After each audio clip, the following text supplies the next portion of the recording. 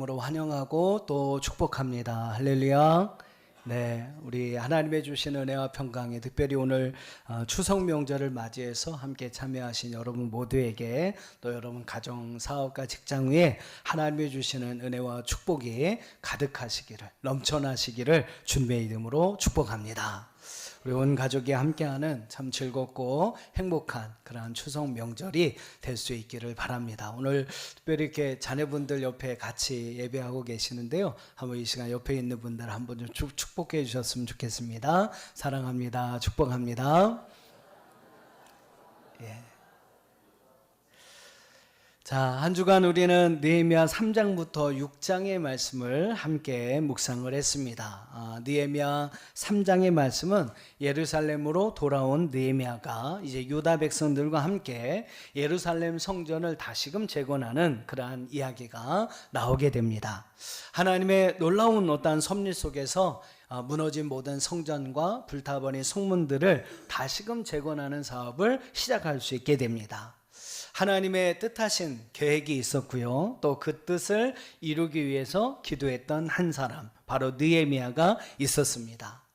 자신의 어떠한 민족의 고통을 자신의 고통처럼 여기면서 슬퍼하며 금식하며 하나님 앞에 기도했던 느헤미야를 통해서 하나님은 하나님의 계획하신 뜻을 이루고자 하셨습니다. 그래서 하나님은 이 느헤미야를 유다의 총독으로 세워서 그를 예루살렘으로 다시 보내주시고 그를 통해서 무너진 성벽과 불탄 성문을 다시금 재건하는 할 수 있는 모든 여건과 모든 상황들을 하나님께서 허락해 주셨습니다. 자, 여러분 이 정도면 어떻습니까? 모든 일들이 다 아주 일사천리로 잘 진행되어야 될 것 같지 않습니까? 하나님의 뜻이 있었고, 그죠? 예, 그리고 그 뜻을 이루기 위해 간절히 기도했던 한 사람이 있었으니까 아마 그 모든 일들이 좀 막힘없이 잘 진행되어야 했을 것입니다. 근데 오늘 여러분이 한 주간 묵상하셨던 느헤미야 4장과 5장의 말씀을 보면 그렇지 않음을 우리는 알 수 있습니다. 느헤미야 4장의 말씀은 이제 예루살렘 성전 재건을 방해하는 산발렛과 도비야 그리고 여러 다른 대적들의 방해와 같은 외부의 공격에 관한 그러한 이야기가 나오고 있고요. 또 느헤미야 5장에서는 유다 백성들 내부에서 여러 가지 문제들이 일어나서 이 성벽을 재건하는 일이 쉽지 않음을 우리에게 말씀해 주고 있습니다. 사랑하는 여러분, 하나님의 뜻이 이루어진다는 것은 쉬운 일은 아닙니다. 왜냐하면 그 뜻을 이루지 못하도록 방해하는 사단의 세력이 분명히 존재하기 때문이라는 거죠. 여러분, 하나님의 뜻을 이루기 위해서는요, 중요한 것은 우리는 그 부닥치는 문제들과 싸워서 이겨야 합니다.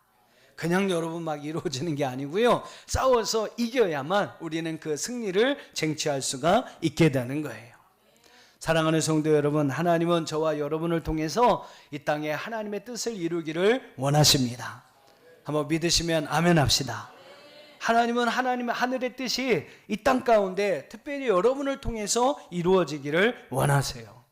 우리는 그 뜻을 이루어 드리기 위해서 여러분 열심히 믿음으로 싸워야 합니다.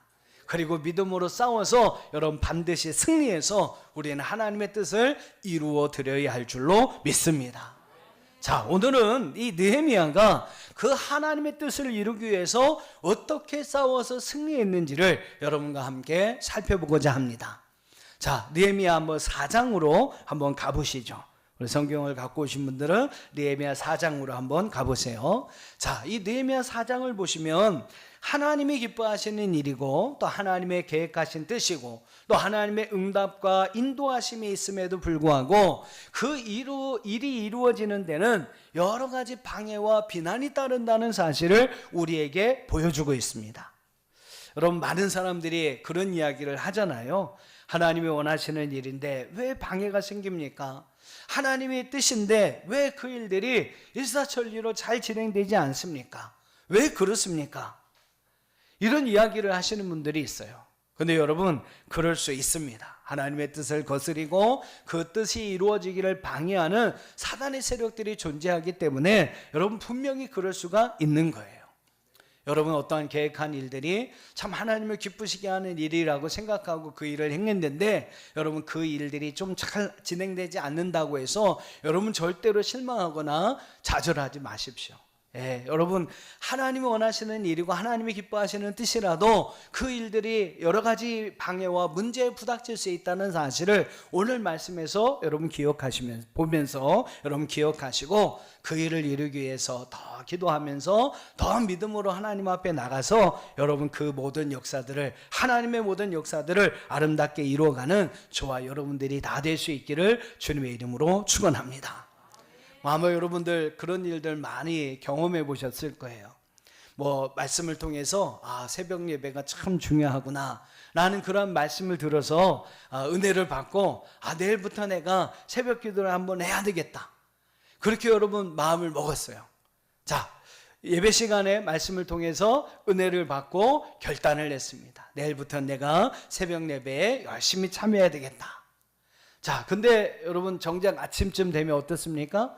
새벽 예배 갈 때쯤 되면 어떤 마음이 생기냐면요, 뭐 날이 오늘만 날인가, 그렇죠? 날이 오랜만 날인가, 뭐 굳이 오늘부터 해야 돼? 내일부터 해야지. 내일부터 해야지. 다음부터 해야지. 여러분 이런 마음과 생각이 들게 됩니다.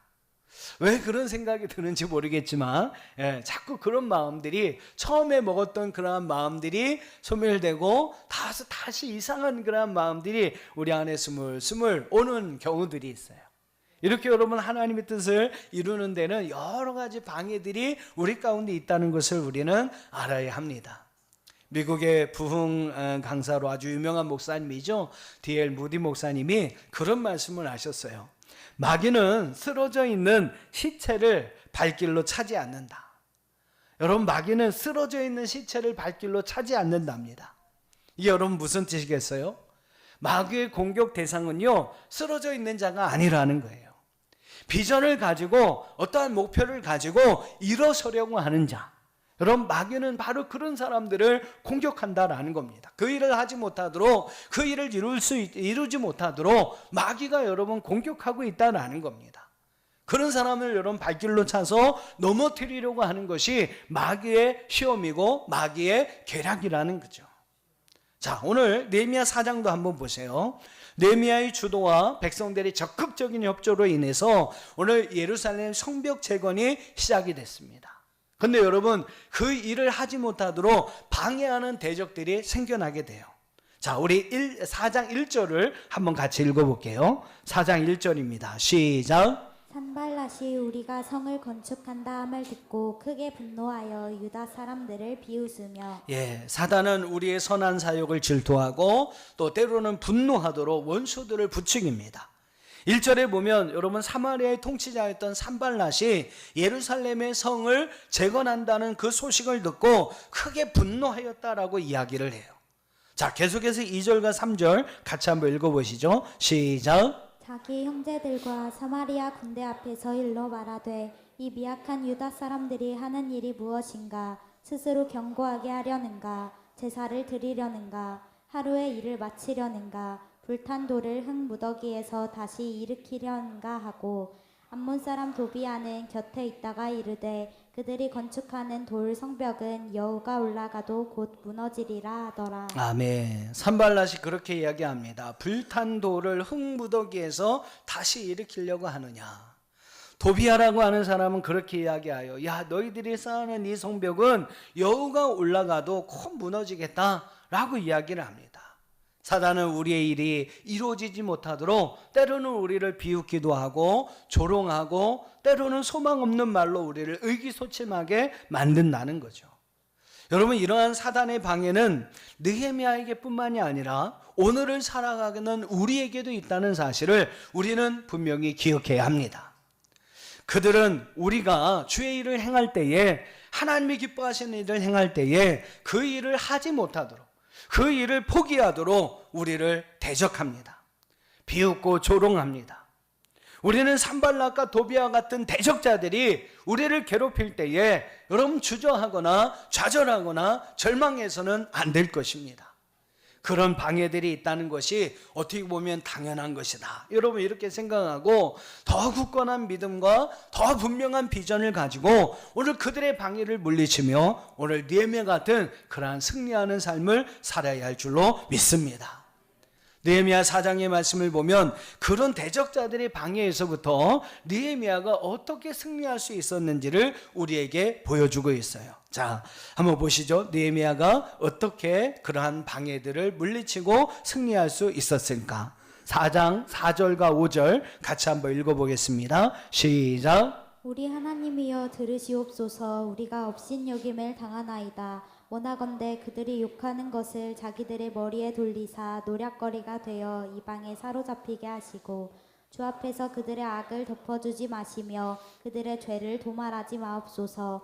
그들이 건축하는 자 앞에서 주를 노하게 하였음이니이다 하고. 아멘. 여러분 그러한 대적들의 방해가 있었을 때에 오늘 느헤미야는 무엇을 했습니까? 기도했습니다. 할렐루야. 예, 여러분 그 모든 대적자들의 여러분 방해를 다 물리치고 승리할 수 있는 첫 번째 비결은 기도하는 것입니다. 기도는요 계속해서 강조해도 지나치지 않아요. 느헤미야서는 1장에서부터 느헤미야의 기도로부터 시작됩니다. 그리고 맨 마지막의 말씀은 느헤미야의 기도로서 이 모든 말씀들이 끝나게 돼요. 여러분 시작부터 끝까지 기도가 있었기 때문에 이 느헤미야를 통해서 하나님은 놀라운 일들을 이루셨고 이러한 모든 대적들의 방해에서도 느헤미야를 승리할 수 있게 만드셨던 것입니다. 오늘 4절과 5절처럼 우리는 하나님께 기도해야 합니다. 반대와 조롱과 비난 속에서 느헤미야는 그들 대항하거나 싸우려고 하지 않고 하나님께 기도했습니다. 좀 더 솔직히 얘기하면 하나님께 고자질한 거예요. 자신의 억울함을 사람들에게 표현하지 않고 하나님께 표현했습니다. 여러분 이 땅에서 여러분 살아갈 때 때로 힘들고 억울한 일들이 있지 않습니까? 여러분 그럴 때에 사람들에게 하소연하지 마시고 오늘 이 느헤미야처럼 기도로서 하나님 앞에 하소연하는 여러분들 되시기를 축복합니다. 그럼 하나님이 여러분의 기도를 들으시고 그 모든 억울한 문제들을 풀어주실 거예요. 사람은 여러분 풀 수 없지만 하나님은 푸실 수 있습니다. 자, 중요한 사실은 기도만 한 것이 아니라는 거예요. 오늘 9절 말씀, 4장 9절 말씀 한 번만 더 보겠습니다. 시작. 우리가 우리 하나님께 기도하며 그들로 말미암아 파수꾼을 두어 주야로 방비하는데. 예, 느헤미야는 기도만 한 것이 아니라 어떻게 했습니까? 파수꾼도 세웠습니다. 자, 이 말은 무슨 의미냐면 자신이 해야 할 부분에 대해서는 느헤미야가 최선을 다해서 한 거예요. 여러분 하나님은 우리가 할 수 있는 일은 우리가 최선을 다해서 행하기를 원하시고 그 나머지 결과와 우리가 할 수 없는 부분들은 기도로서 하나님께 맡기기를 원하신다는 것입니다. 여러분 주님께 맡긴다고 하면서 자신이 해야 할 일을 하지 않는다면 그것은 바람직한 믿음의 모습이 아닌 것이죠. 내가 할 수 있는 몫은 내가 최선을 다해서 해야 합니다. 느헤미야는 기도하면서 자신이 해야 할 일은 최선을 다해서 했어요. 파수꾼을 두어서 방비를 게을리하지 않았습니다. 취약 지역의 경계를 강화했습니다. 나팔수들을 두어서 만일의 사태를 대비하였습니다. 병사들을 칼과 창과 활로 무장을 시켰습니다. 싸움의 승패는 여러분 하나님께 달려있지만 싸우기 직전까지는 최선을 다해서 우리가 해야 할 일들은 몫은 해야 한다는 거예요. 하나님을 믿는 우리가 빠지기 쉬운 두 가지 함정이 있습니다. 하나는 뭐냐면 최선을 다하지 않고 유행을 바란다는 거예요. 성적을 잘 받길 원하는 학생이 공부를 열심히 하지는 않고 좋은 성적만을 기대합니다. 잘못된 거죠. 좋은 성적을 원하는 운동선수들이 훈련은 게을리하면서 좋은 성적만을 바라는 겁니다. 이건 여러분 바람직한 모습이 아니라는 거죠. 하나님은 오늘 우리가 최선을 다할 때 우리를 도와주시는 분이시지 최선을 다하지 않는데 그 결과만 좋게 만들어주시는 분이 아니라는 사실입니다. 신앙생활을 하는 사람은요, 그의 일의 결과도 참 중요하지만 그 일의 과정도 더 중요하다는 사실을 분명히 알아야 합니다. 또 하나 우리가 빠지기 쉬운 함정은 무엇이냐면 그 일의 결과를 이루어 주신 분이 하나님이라는 사실을 때때로 잃어버리게 된다라는 거예요. 여러분 어쨌든 그 결과를 주시는 분은 하나님이신 줄로 믿습니다. 여러분이 그 결과에 여러분이 생각했던 결과가 나오든 여러분이 생각지 않았던 결과가 나오든 그 결과를 주신 분은 하나님이세요. 그 결과를 주신 분은 하나님이심을 알고 우리는 어떠한 결과이든지 겸허한 마음으로 그 마음을 받아들여야 합니다. 그 결과들을 여러분 감사함으로 받아들일 수 있어야 돼요. 하지만 우리는 종종 내가 원하는 결과가 아닐 때는 실망하고 낙심합니다. 그리고 하나님을 향해서 불평을 쏟아놓게 되죠. 여러분 기도하는 사람은요 그 결과까지도 감사할 수 있어야 합니다. 할렐루야. 자, 이렇게 느헤미야는 자신이 해야 할 부분은 최선을 다해서 준비하고 기도로서 하나님께 그 결과를 맡겨드립니다. 여러분 이것이 바로 느헤미야가 외부의 어떤 도전을 물리치고 승리할 수 있는 비결이 되었어요. 오늘 저와 여러분도 오늘 느헤미야와 같이 최선을 다하는 삶, 또 기도로서 여러분 하나님께 모든 것을 맡기고 정말로 나아가는 저와 여러분의 삶이 될 수 있기를 주님의 이름으로 축원합니다. 그래서 여러분 최선을 다하는 삶과 기도로서 오늘 느헤미야 같이 모든 일을 승리하게 하시는 그런 하나님의 은혜를 경험하는 여러분들이 되시기를 주님의 이름으로 축원합니다. 자, 이제 우리 5장으로 한번 가볼게요. 5장을 한번 가보겠습니다. 유다 백성들이 성벽을 계속 쌓아 올릴 때에 그들을 방해하는 외부 세력들의 공격도 만만치 않은 그러한 문제였습니다만 이 외부의 공격보다도 좀 더 심각한 문제가 있었는데 그것이 무엇이냐면 바로 그들 내부에서 일어나고 있는 문제들이었습니다. 그 내부에서 일어나고 있는 문제들이 무엇이었는가? 자, 바로 5장 1절을 한번 읽어보겠습니다. 5장 1절입니다. 시작. 그때 백성들이 그들의 아내와 함께 크게 부르짖어 그들의 형제인 유다 사람들을 원망하는데 예, 이 말씀에 보면 백성들이 그들의 아내와 크게 부르짖었다라고 이야기를 합니다. 부부가 뭐 함께 기도했다라는 이야기는 아니에요. 서로 다투었다, 싸웠다라는 이야기입니다. 여러분 그들이 왜 서로 다투었습니까? 주로 아내들은 집에서 살림을 하고 남편들은 밖에서 일을 하죠. 근데 지금 남편들이 아무런 보상도 없이 성벽 재건을 위해서만 일을 하고 있는 거예요. 이 남자들은 그렇습니다. 그 일이 자기의 가정을 지키고 자기의 자녀들을 보호할 수 있는 일이며 또 하나님의 뜻을 이루어 드리는 일이니까 뭐 대가나 보상 이런 거 생각하지 않고 열심히 그 일에 참여해서 그 일을 행하고 있는 거죠. 근데 여러분 문제는 성벽을 쌓느냐고 일을 하지 못한 남편들이 돈을 벌어다 주지 못하니까 가정에서의 살림이 엉망이 되어 버리는 거예요. 아내가 남편에게 이야기합니다. 여보, 오늘 집에 쌀이 다 떨어졌어요. 이제 아이들 먹일 밥이 없어요. 어떡하죠? 남편이 막 화를 내면서 이야기합니다. 지금이 어느 때인지는 알고 그런 얘기는 안 하고 지금은 성벽을 쌓아야 하는 중요한 때니까 조금만 참자고 하나님의 일을 하나님의 일을 하는데 뭐 좀 배가 고프면 어떠냐고 조금만 더 참아보자고 이야기를 합니다. 그러다가 가정에서 다툼이 생겨나게 되는 거죠.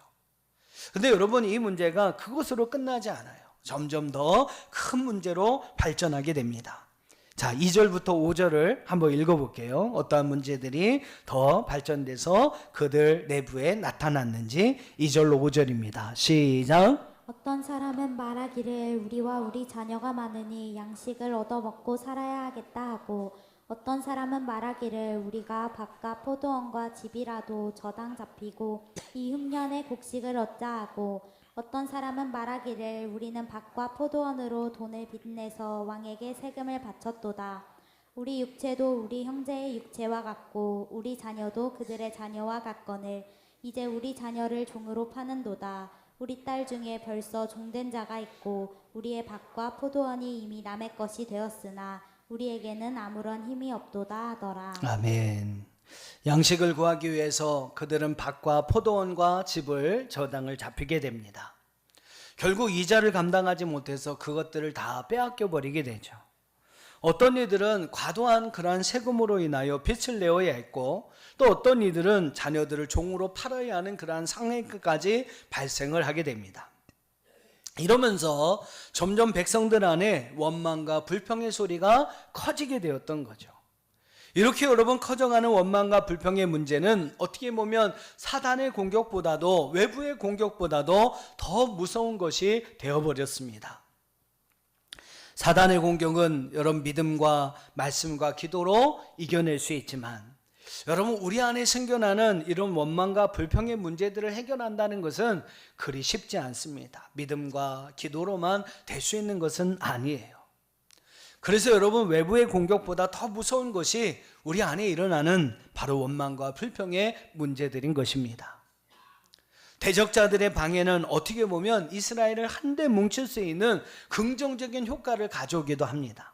그래서 똘똘 원수들의 막 방해가 있고 대적자들의 공격이 있으면 유다의 백성들이 조금 더 똘똘 뭉칠 수 있는 긍정적인 효과가 발생하게 되죠. 그런데 여러분 이 내부에서 일어나는 이런 원망과 불평의 문제들은 분열과 분란을 야기시키게 됩니다. 의사분들이 그런 얘기를 하세요. 사람이 외상으로 드러나는 어떤 상처로 죽는 경우는 드물다고 합니다. 겉으로 드러나면 오히려 손을 쓸 수 있다고 해요. 근데 문제는 내상이라는 거죠. 안에서 문제가 생기면 치명적이라는 겁니다. 느헤미야 5장의 말씀은 이런 내부적인 어떤 문제들을 어떻게 느헤미야가 해결했는지를 우리에게 보여주고 있어요. 자, 그렇다면 느헤미야는 이 문제들을 어떻게 해결할 수가 있었을까요? 자, 오늘 여러분 함께 읽으신 본문의 말씀인데요. 우리 5장 14절로 19절 말씀을 보시면 이런 내부적인 문제를 해결할 수 있는 오늘 느헤미야의 방법이 있었습니다. 그 방법이 무엇이었냐면 한번 따라해 볼까요? 스스로 본이 되자.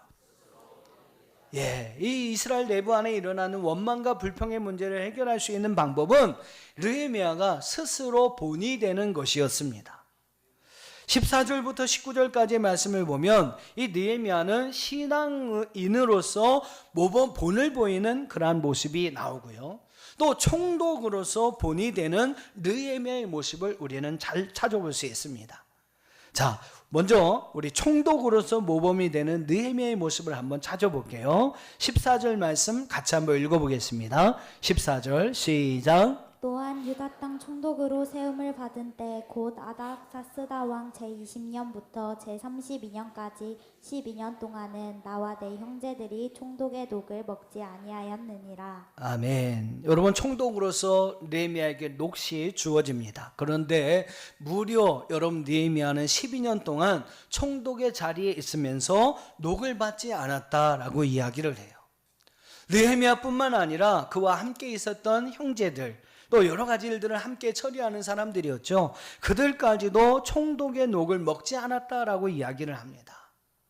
어려움 가운데 있는 백성들을 먼저 생각하고 살피느라 자신의 것을 내어놓는 거죠.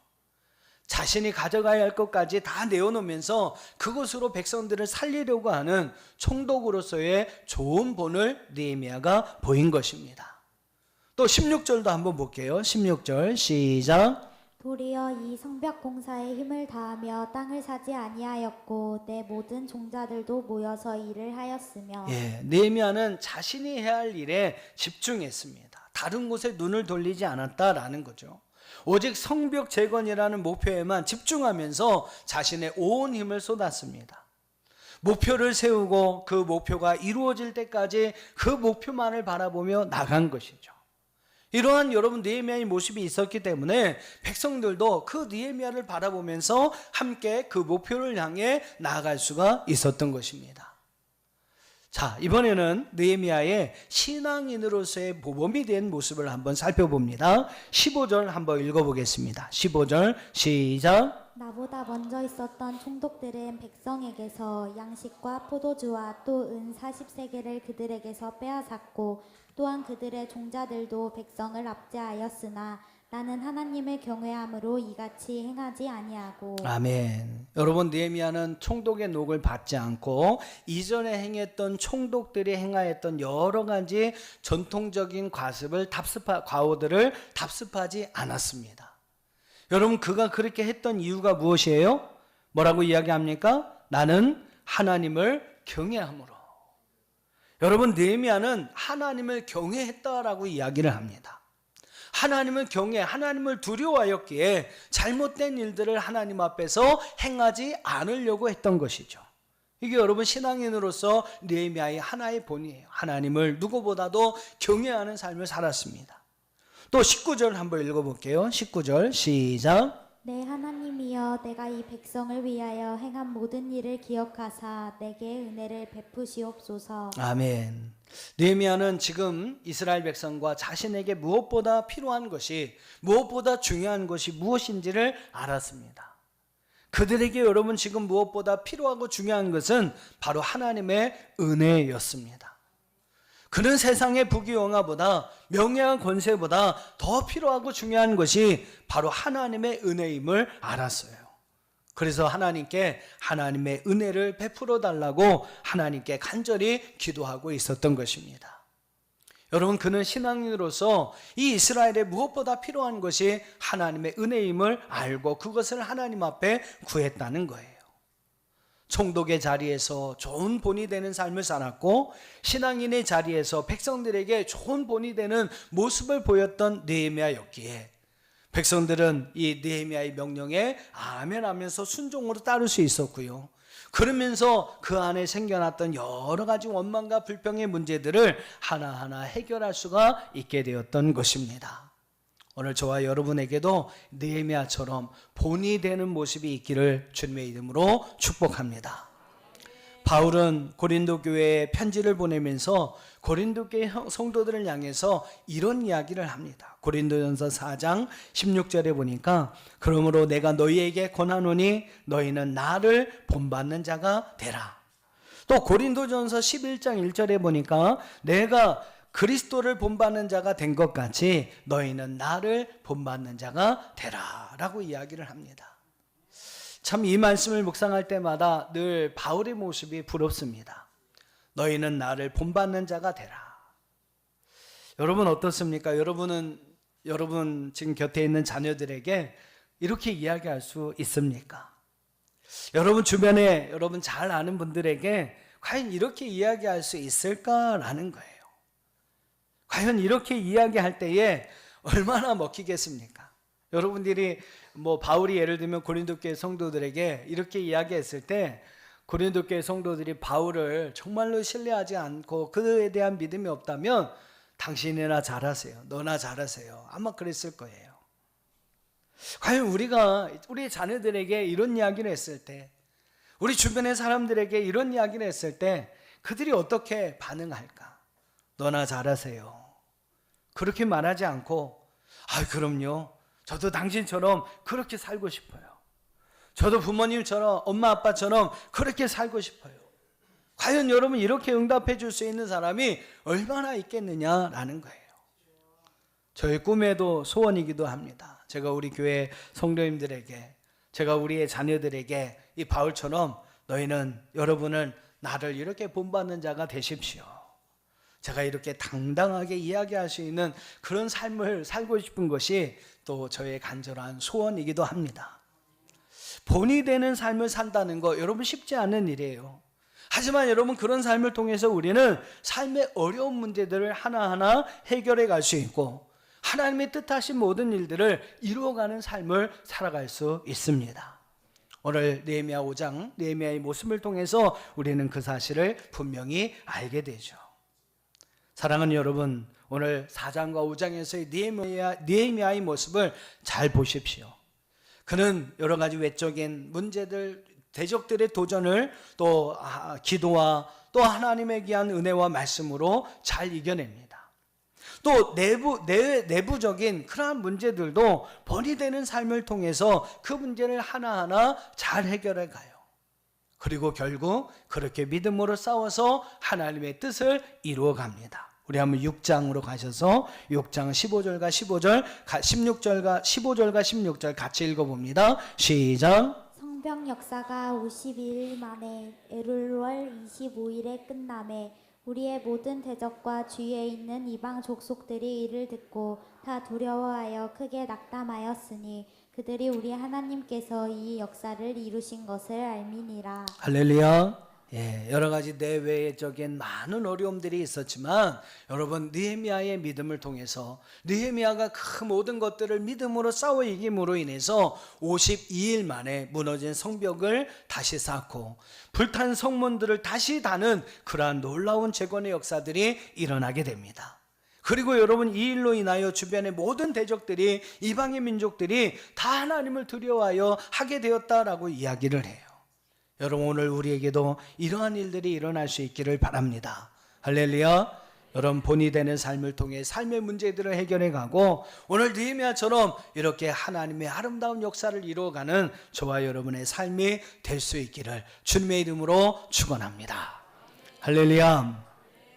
자, 이 시간에 우리가 성찬 예배로 성찬식으로 함께 하나님 앞에 나아가기를 원합니다.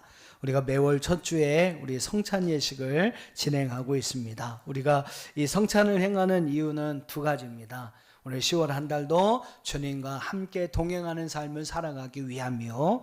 또 10월 한 달도 우리 남천에게 모든 성도들이 예수 그리스도, 우리의 머리 대신 예수 그리스도를 통해서 온몸이 하나가 되는, 우리 성도들이 하나가 되는 귀한 은혜가 있기를 위함입니다. 오늘 이 성찬 예식을 통해서 여러분 10월 한 달도 주님과 함께 동행하고 온 교회와 성도들이 하나 되는 귀한 은혜를 누릴 수 있도록 여러분 기도하는 마음으로 오늘 이 성찬에 참여해 주시기를 바랍니다. 우리 찬송가 227장 함께 찬양하면서